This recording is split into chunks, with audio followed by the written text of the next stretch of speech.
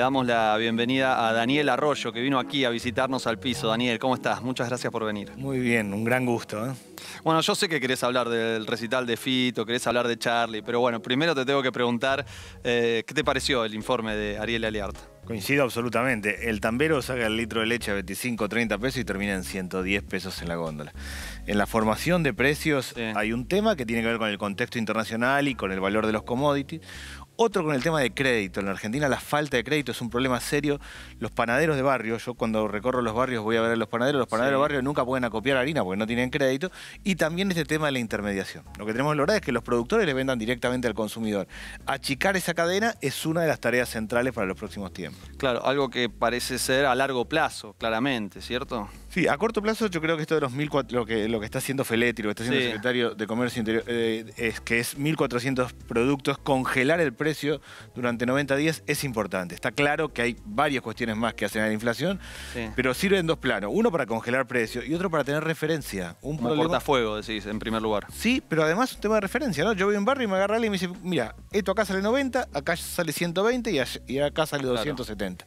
La ley de góndolas que tenemos que lograr que efectivamente se ponga en marcha, no solo es que todos los productos estén en la góndola, sino que en el medio esté el precio más bajo. Entonces vos vas a la góndola, están todos, las pymes, las grandes, la economía popular, en el medio tenés una referencia y cada uno de acuerdo a su bolsillo compra. Bueno, en eso tenemos que avanzar rápidamente. Se generó un debate fuerte con la oposición, claramente. ¿Pensás que ya en los últimos días, no solo con la oposición, sino también con algunos sectores empresarios, con la COPAL especialmente, ¿no? Cámaras empresarias, mejor dicho, ¿pensás que ya con el correr de los últimos días se fueron quedando sin argumento? Sí, yo pienso que en los últimos días ya quedó claro que se puso en marcha el programa, que ya hay un sistema de control, que son 1.400 productos, que nadie cree que esto es lo estructural, pero que hay que dar un corte en un momento. Y la verdad que los controles que se hagan a nivel institucional, sobre todo a través de los municipios, para mí es algo positivo.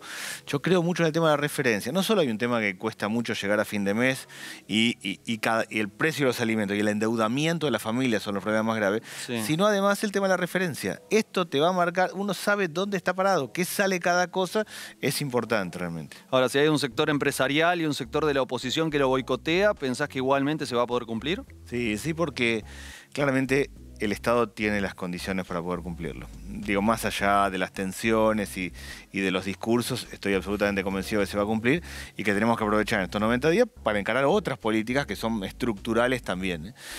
Yo creo que a mediano plazo no tenemos que ir a 400 pequeños mercados centrales, que el productor venda directamente... lo dijo Feletti también, ¿no? Dijo algo parecido. Tenemos que ir a que el productor venda directamente al consumidor. Ese es un mecanismo clave. 400 mercados centrales, dijiste. Sí. ¿Dónde? En todo el país. Nosotros tenemos, en el país hay 2.200 municipios con distintas realidades. 400 pequeños mercados centrales es un lugar donde el productor venda directamente al consumidor y cada uno vaya y compre de acuerdo a su bolsillo, a la calidad, pero que tengamos ese mecanismo. Achiquemos el proceso de intermediación. Segundo, un sistema de crédito no bancario. Yo, cuando llegue a la Cámara de Diputados, ahora el 10 de diciembre, voy a plantear como un proyecto de ley un sistema de crédito no bancario para 6 millones de personas, crédito para máquinas y herramientas a tasa del 3% anual. Hace mucho que hablas de ese tema. Sí, ese para mí no es nuevo. No, pero... ¿Por qué no se pudo implementar hasta ahora? Yo lo puse en marcha en el Ministerio, llevamos adelante un sistema de microcrédito para 400.000 personas, pero hay que hacerlo para 6 millones de personas. Entonces, armar un fondo público y privado que sea un sistema de crédito sostenido, no para consumo, sino para el carpintero que tenga una sierra circular, para máquinas, para que pueda copiar harina el panadero, para que la persona que cose ropa en su casa tenga una máquina de coser. Así hay 6 millones de personas que trabajan, que no acceden a crédito bancario, que terminan tomando en el barrio crédito al 200% de interés anual en la financiera de esquina. Lo que hay que hacer es desendeudar, porque la gente no arranca de cero el mes, arranca de menos días, arranca pagando plata, y hoy estamos en un fenómeno de recrédito. Alguien toma un crédito, toma otro para tapar este, toma otro para tapar este, y siempre arrancás de atrás. Es interesante lo que planteás porque no lo vemos en general todos los días en la mayoría de los medios de comunicación, este problema tan central para buena parte de la población y que evidentemente no se trata. Te invito a mostrarte algunas imágenes para hacer un poco un mapeo de la situación social, que ya la conocés, no te la vamos a contar, por supuesto. Allí estamos viendo los números que publicó el día martes el INDEC. Una familia de 4 personas, conformada por 4 personas, necesita ese monto para no ser pobre, ¿no? El monto de la canasta total. 70.532 pesos. Estamos hablando de un contexto en el cual aún cuando el salario mínimo, allí estamos viendo también cómo fue la evolución, ¿no? 3,2% la variación intermensual y la suba interanual alcanza casi el 50%, ¿no? También un número llamativo, preocupante, por supuesto.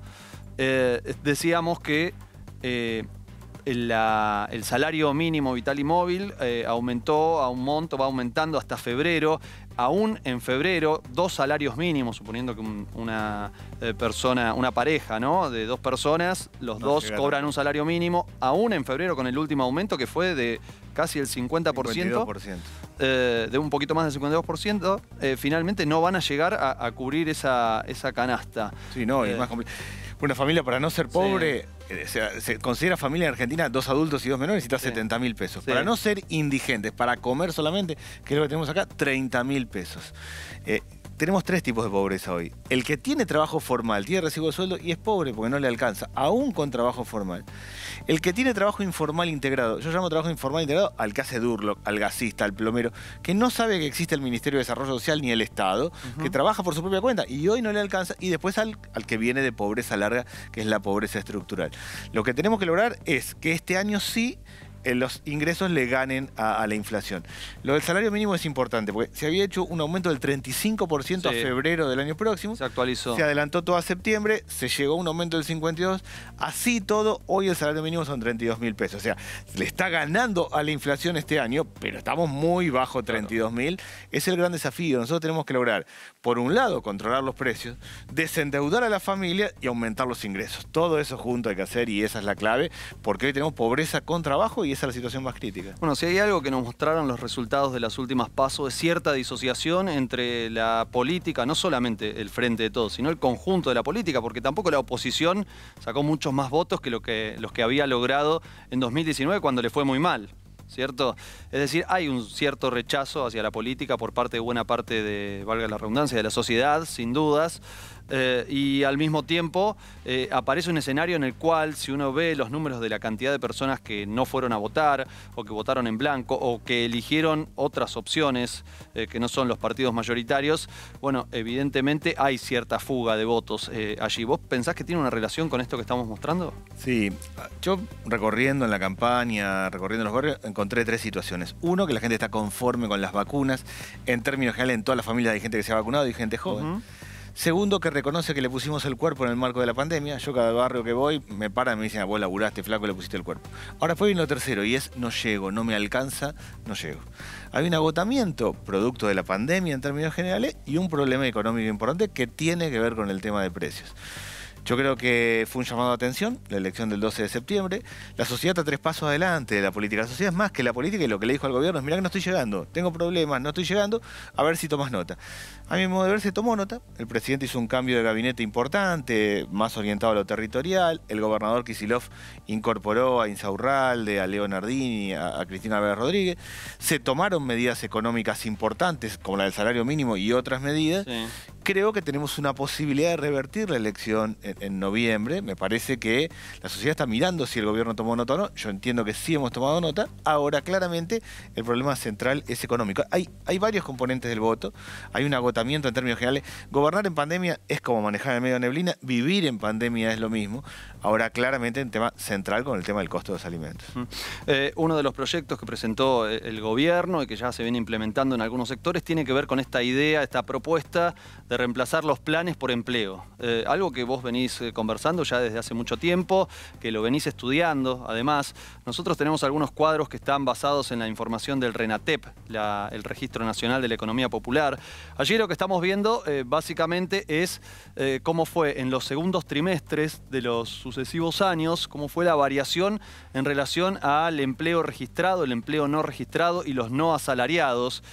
Aquí está como en números muy generales, pero si nosotros vemos cómo está conformado en general la población económicamente activa, nos vamos a encontrar con que un 52,2% de los puestos de trabajo son asalariados. De esos un 34,4% del sector privado y un 17,8% del sector público, mientras que los asalariados, pero no registrados, son un 22,4% y los no asalariados un 25,4%. Es decir, que si sumamos los asalariados no registrados y los no asalariados, llegamos casi al 50% de los trabajadores de la Argentina. Es un número verdaderamente impactante. Y dentro de eso se ubica buena parte de la economía popular que fue registrada por este registro, valga la redundancia, que hizo el Gobierno Nacional, que es significativo y que muestra que, bueno, allí por lo menos unas 2 millones de personas están efectivamente registradas y que realizan diversas actividades, pero hay organizaciones sociales que dicen que ese número alcanza a 5 millones de personas. En realidad, la mayoría de las que están registradas lideran comedores populares, ¿cierto? Hay trabajadores de empresas de recuperación, también de construcción en los barrios principalmente, vendedoras ambulantes, es decir, es muy diversa la actividad, productores del campo también. Ahora, cuando uno escucha esta propuesta y ve esa situación del mercado laboral, ve que efectivamente esa fue como una respuesta de un sector a una situación del mercado laboral que no les estaba dando respuesta. Por lo tanto, lo ve como difícil, ¿no? Como que no alcanza con dar ese incentivo de pagar durante un tiempo el plan social como parte del salario, de eximir de aportes patronales, como que esas situaciones no terminan de resolver algo que evidentemente es mucho más profundo. ¿Vos qué pensás? Primero que es más profundo y que eso es una parte. El RENATEP, nosotros lo pusimos en marcha el año pasado, del Ministerio de Desarrollo Social, hoy tiene 3 millones de personas que se registraron por su propia cuenta, se anotaron. El asalariado no registrado es el trabajo en negro, es la persona que va a trabajar todos los días a algún lugar y el empresario no le paga los aportes patronales. Por lo tanto, no tiene ningún derecho. Exactamente, no tiene obra social, no tiene jubilación, no tiene vacaciones pagas. Después viene el cuentapropista, el gasista, el plomero, el carpintero, que trabaja por su propia cuenta. Mucho se mezcla, es alguien que puede estar haciendo una cosa y otra, va y viene. Así hay 6 millones de personas en Argentina, básicamente. Esas 6 millones tienen 3 problemas. Uno, la falta de acceso a crédito y que no pueden ir a un banco, no tiene papel, le van a mostrar a un banco, se endeuda de cualquier manera. El segundo problema serio es la falta de acceso a obra social, al sistema de seguridad social. Ahora hay un proyecto con el tema del monotributo social que es importante. Y el tercero, claramente, que tiene ingresos muy por debajo, ¿sí? Las paritarias, los avances que se dan, los acuerdos que hacen los gremios no le llegan a este sector. El transformar planes sociales en trabajo tiene 3 partes. Una es la gente que toma trabajo en blanco, tiene un plan, toma trabajo en blanco, el empleador tiene una deducción impositiva y la persona se mantiene durante 12 meses igual en el plan y tiene el trabajo. Eso es una parte. La otra parte más grande es el que trabaja por su propia cuenta y es gasista, plomero, carpintero. Ahí viene el tema de crédito no bancario y ahí hay que capitalizar con máquinas y herramientas. Eso por ahora no fue anunciado. No, es lo que hay que avanzar. Y lo otro que sí fue anunciado es el tema de la capacitación, que es terminar la escuela secundaria. Hoy le cuesta mucho a alguien que no tiene secundaria completa enganchar un laburo, por un lado, y por otro lado, el tema de la capacitación laboral en estos términos. El que era tornero con un tornopedal, hoy no consigue trabajo de torneo, porque el torneo es control numérico, tiene que hacer una nueva capacitación. Entonces el tema de capacitación laboral va por 2 lados, para reentrenar con las nuevas tecnologías y también para terminar la escuela secundaria. El que largó la escuela secundaria le cuesta mucho volver a la escuela, pero se engancha más haciendo un curso de gasista, de plomero, de carpintero y entonces termina la escuela porque está haciendo eso. Bueno, hasta acá lo que tenemos es esto de empalmar, hacer un puente entre el plan social y trabajo y la capacitación. Yo quiero agregarle el tema de crédito no bancario. ¿Es posible fortalecer a esa economía popular y que en algún momento tenga un nivel de derechos similar al de un empleado en blanco? Bueno, sí, primero es nuestra tarea. A largo plazo, y largo plazo me refiero a los próximos años a discutir, yo creo que hay que discutir un ingreso universal de base en la Argentina. Bueno, no es que me parece a mí, lo dice la CEPAL, lo dice Naciones Unidas, lo dice el propio Papa, que es una parte de la población arrancar con una base de ingreso con vínculo con lo laboral. Hoy el avance con el tema del monotributo social, el proyecto de ley que va a presentar el gobierno, es un avance claro, porque la persona se formaliza, se registra, es monotributista social, tiene factura, puede producir y vender, tiene acceso a crédito y a una obra social y no tiene que pagar tributo de entrada, se le da aire. En Italia, para dar un ejemplo, uno pone un pequeño emprendimiento familiar, una pyme, y tiene 5 años de aire para poder desarrollarse sin pagar impuestos. Una manera de poder acompañar, sí, ese es un mecanismo claro. Creo que hay que discutir más adelante un ingreso universal de base, que en toda América Latina es un debate claro. Bien. Facu, no sé si tenemos ahí la canción que se escuchó en estos días y que generó una gran repercusión. Bueno, ahí la estamos buscando. una canción de La Cámpora, ¿no? Esas canciones de cancha que se estiran un poco muchas veces, ¿no? Es cierto que cuando se escucha algo en la cancha no es literal, ¿no? Pero allí hubo una gran discusión, generó una gran repercusión, seguramente la escuchaste, una canción donde dice no vamos a pagar la deuda con el hambre del pueblo, ¿cierto? Entonces la pregunta que viene inmediata es ¿qué condicionamientos puede establecer el FMI? Ahí la estamos viendo, a ver, ahí la escuchamos.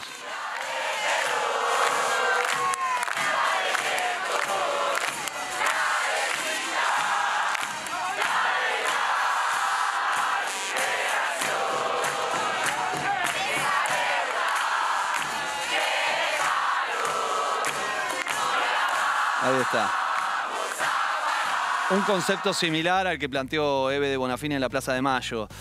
¿Esto es un condicionamiento para el desarrollo de todo lo que vos estás comentando? El endeudamiento es un condicionamiento para la Argentina. El gobierno anterior tomó 57.000 millones de dólares solo con el Fondo Monetario. Llegó a casi 100.000 millones, una cosa loca. En prácticamente 2 años, en 3 años en total, tomó semejante nivel de endeudamiento. Lo planteó Adalberto, lo planteó Cristina. Está claro que hay que honrar la deuda, pero en condiciones que podamos crecer. En condiciones que podamos crecer quiere decir poder expandir gran parte de estas políticas que estamos llevando adelante. ¿Se puede lograr eso? Sí, tenemos que lograr. Honrar la deuda y a la vez lograr condiciones que se pueda crecer. Sí, con un acuerdo con el Fondo Monetario razonable y a largo plazo. Nosotros tenemos 45% de trabajo informal, que lo decíamos recién. 22% de desocupación en las jóvenes. El gran tema es a los jóvenes, en particular a las jóvenes les cuesta conseguir trabajo. Y después otro tema clave para mí, para futuro, es 40% de pobreza estructural de una parte de la población que ya, alguien que es pobre, sus padres fueron pobres, sus abuelos fueron pobres. Tenemos que urbanizar 4.400 barrios, tenemos que llevar adelante toda una política de crédito no bancario, transformar planes sociales en trabajo, transformar la escuela secundaria. Yo creo que un punto clave es una secundaria moderna, tecnológica, del siglo XXI, que en los 2 últimos años alguien esté en la escuela y también pueda hacer prácticas profesionalizantes, las 2 cosas a la vez. Todo esto implica un rol clave del Estado. Sin duda, hay que acordar con el Fondo Monetario, es lo que viene planteando permanentemente el presidente, pero en condiciones que nos permita llevar adelante todo esto. El nivel de endeudamiento ha sido alocado en Argentina y absurdo. La última, ¿qué hiciste el 17 de octubre? Estuve en la plaza el 17 y estuve el 18 en el Monumento al Trabajo. ¿Y qué sentiste cuando escuchaste el discurso de Eve de Bonafini? Yo primero estuve en la plaza, recorro, siempre voy a la plaza. Tuvo un carácter bastante espontáneo. Absolutamente, ¿no? Sí, había mucha familia, mucha gente. Incluso son esos, a mí me hizo recordar mucho al 24 de marzo, que hay gente que entra y que sale. Nunca sabe cuánta gente hay porque permanentemente uno va entrando y saliendo en distintos horarios. Creo que hay que reafirmar esta idea, que efectivamente nosotros necesitamos equilibrio económico con todos adentro. Y con todos adentro es pagar la deuda que tenemos que pagar, renegociarla en buenas condiciones. Y eso es lo que está haciendo finalmente el ministro Guzmán. Ahora dar condiciones para esto. Y también fue muy importante lo del 18, el día siguiente, con el mundo del trabajo integrado e informal, es decir, con la CGT y la UTEP, los movimientos sociales, que reflejan ese conjunto, son los trabajadores en Argentina. Sé que estuviste toda la entrevista esperando que te preguntara esto. ¿Cuál es tu Charlie preferido? Bueno, cerca de la revolución. Yo soy muy fanático de Charlie, mi mujer y yo somos muy fanáticos de Charlie. Logramos que nuestros hijos lo enganchen porque ellos vieron un Charlie de los últimos años y cuando escuchaban las canciones se engancharon realmente. Sí, la verdad no me di cuenta, me hubiera gustado estar en el CCK hoy. Bueno, te agradezco por venir y para despedirte te invito a que espiemos un poquito lo que está pasando ahora en el Colón. Gracias. Gracias, muchas gracias.